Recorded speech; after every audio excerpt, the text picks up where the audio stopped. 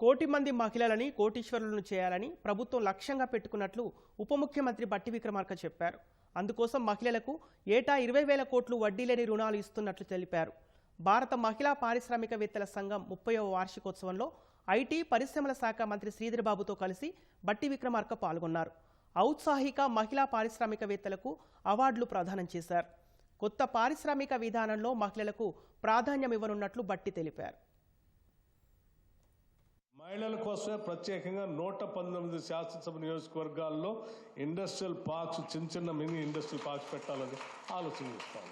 పరిశ్రమలు పెట్టించాలంటే మరి వాళ్ళ ఫండింగ్ కావాలి.